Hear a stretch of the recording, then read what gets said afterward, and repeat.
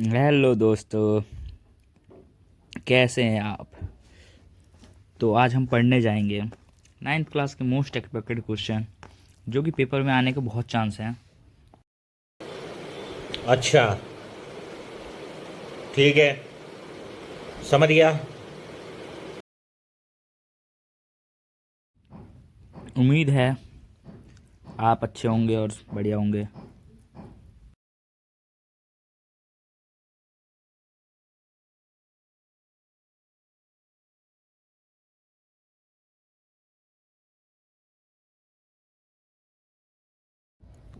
तो आज हम पढ़ेंगे class ninth most important question जो कि पेपर में आएंगे। इसकी संभावना बहुत ज़्यादा है, 110% है। तो चलिए स्टार्ट करते हैं, ठीक है।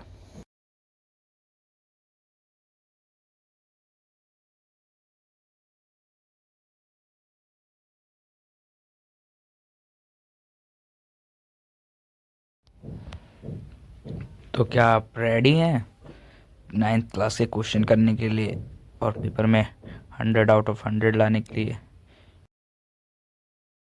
ठीक है, तो चलिए शुरू करते हैं फिर।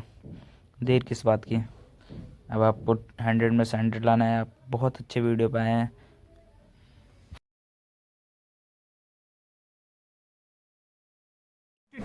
अबे जल्दी बोल, कल सुबह पनवेल निकल। तो चलिए शुरू करते हैं। तो ये रहा हमारा पहला क्वेश्चन। तो इसमें पूछा है the possible expression for length and breadth of the rectangle whose area is given by 4a² + 4a - 3 is. सो हम इसमें देखेंगे एरिया ऑफ रेक्टेंगल क्या होता है। जल्दी बताइए, आपको क्या पता है? एरिया ऑफ रेक्टेंगल होता है L/B। ठीक है, ये बहुत जगह पूछा जाता है, ये इसको याद रखा करिए और ये बहुत जगह काम भी आता है। तो अब ये देखिए क्वेश्चन में गिवन क्या दे रखा है हमें, वो हम अब गिवन लिख सकेंगे। गिवन है 4a² + 4a - 3 equal to L/B, क्योंकि एरिया ऑफ रेक्टेंगल L/B होता है तो इसीलिए L/B। ठीक है,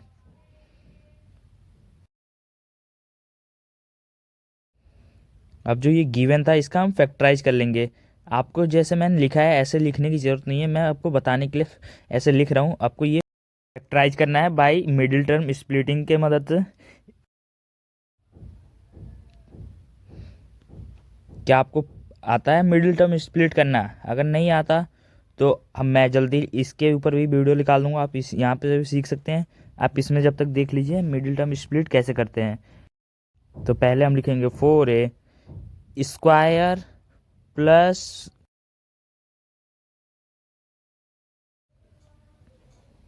6a - 2a - 3 equal to L/B। ठीक है, इसके बाद हम कॉमन लेंगे इसमें से। तो कॉमन आ जाएगा 2a और फिर इस ब्रैकेट में 2a + 3, फिर -1 ब्रैकेट में 2a + 3 इक्वल टू L/B। ठीक है, अब इसका भी कॉमन ले लेंगे। तो इसका कॉमन आ जाएगा 2a - 1 ब्रैकेट बंद ब्रैकेट 2a + 3 अब इक्वल टू L/B। यही इसका आंसर हो जाएगा। उम्मीद है कि आपको पहला क्वेश्चन समझ में आएगा। अगर नहीं समझ में आएगा तो आप कमेंट बॉक्स में पूछ सकते हैं आपको कहाँ से समझ नहीं आया, मैं पक्का बताऊंगा कमेंट में। पहला क्वेश्चन हो गया। हम नेक्स्ट क्वेश्चन की तरफ बढ़ते हैं जल्दी से।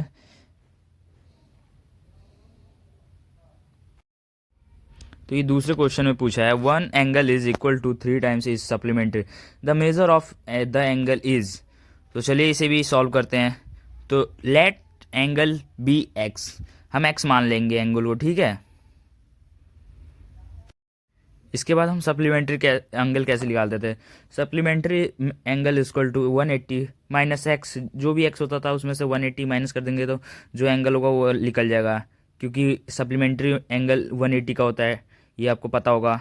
तो फिर अकॉर्डिंग टू क्वेश्चन हो जाएगा एक्स इक्वल टू 3 × 180 - एक्स। फिर हम करेंगे 3 को ये ब्रैकेट वाले से मल्टीप्लाई करेंगे तो हमारा आएगा x इक्वल टू 540 - 3x। ये मल्टीप्लाई करके आएगा जो वैल्यू हुआ है, तो हो जाएगा ये 3x को हम उधर ले जाएंगे तो 4x हो जाएगा इक्वल टू 540।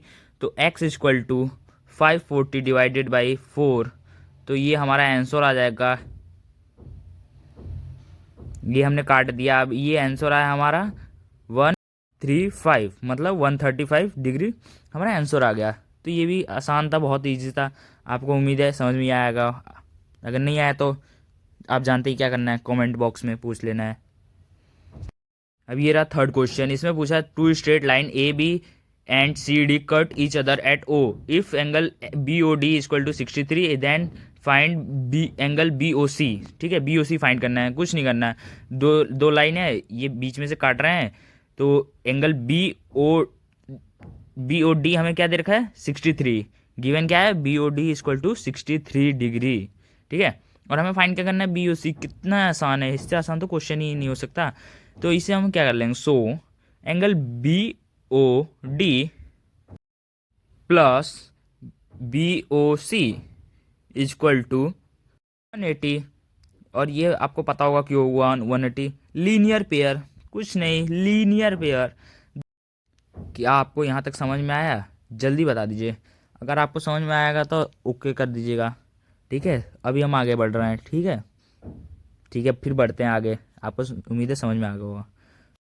यहाँ पे करेंगे हम angle B O C equal to 180 minus 63, क्योंकि हमें बी ओ डी की वैल्यू दे ही रखी थी और हमने इसको बी ओ सी को इधर लाया तो बी ओ डी उधर गया तो 1 माइनस 63 हो जाएगा। B O C equal to minus करके कितना आएगा 117 आ जाएगा। यही आंसर है 117 आंसर है। कोई बहुत ईजी, सिंपल, कुछ नहीं करना है, बहुत ईजी।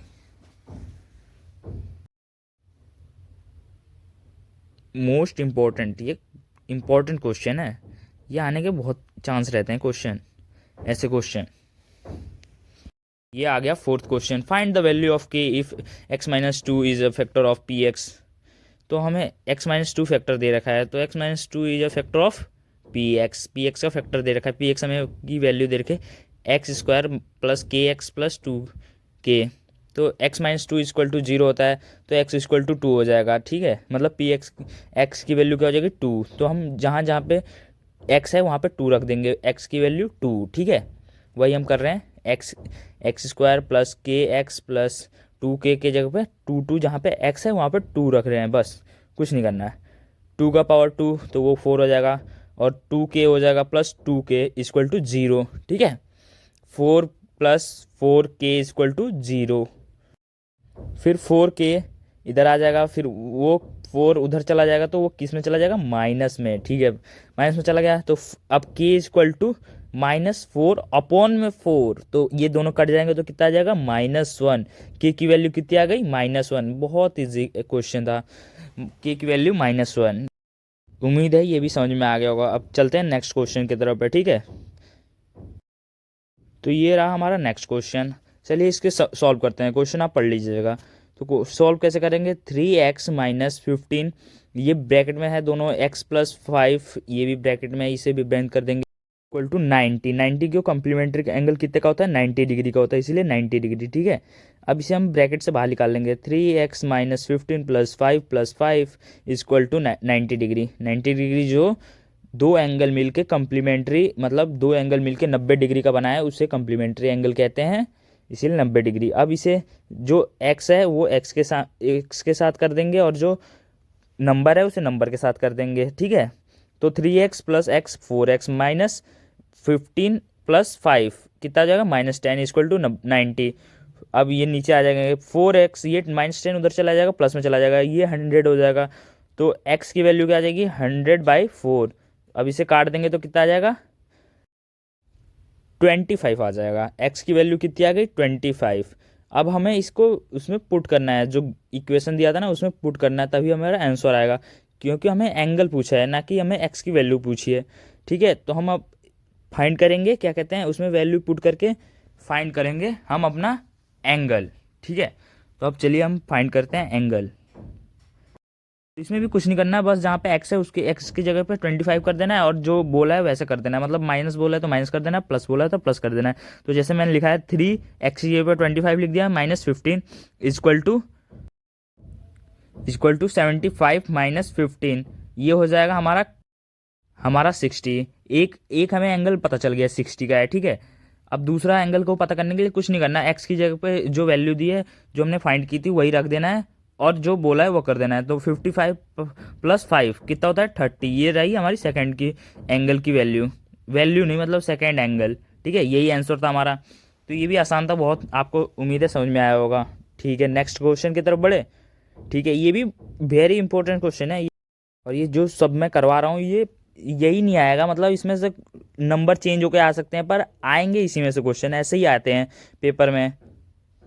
ठीक है, अब नेक्स्ट क्वेश्चन पे बढ़ते हैं। ठीक है, नेक्स्ट क्वेश्चन तो इसमें हमसे पूछा है if -2y + 3x = 14 express y in term of x। ठीक है, तो ये भी बहुत ईजी है, इसको भी करके बहुत, ये तो सबसे क्वेश्चन में ईजी है। तो ये इसमें हम पहले ये लिख लेंगे -2y + 3x = 14। अब 2y को हम उधर ले जाएंगे तो ये 3x - 14 = 2y, क्योंकि इधर माइनस में था तो उधर जाके प्लस में हो जाएगा। ठीक है, अब y को हम उधर ही छोड़ देंगे, इसको हम 2 को डिवाइड में ला देंगे। ठीक है, तो ये डिवाइड 2 में आ गया। आप चाहे y राइट हैंड में लिखिए या लेफ्ट हैंड में, उससे कोई फर्क नहीं पड़ता, आंसर आ गया। आंसर सही है आपका। ये बहुत सिंपल क्वेश्चन था। आज के लिए बस इतना ही। अगला चैप्टर आप कमेंट करके बता सकते हैं क्या पढ़ा है या ऐसे ही इंपॉर्टेंट क्वेश्चन को है। धन्यवाद।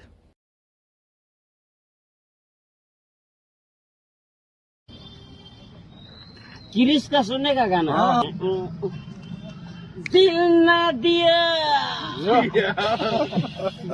दिल ना लिया न बोलो न का किया ले बेटा आकी दुनिया।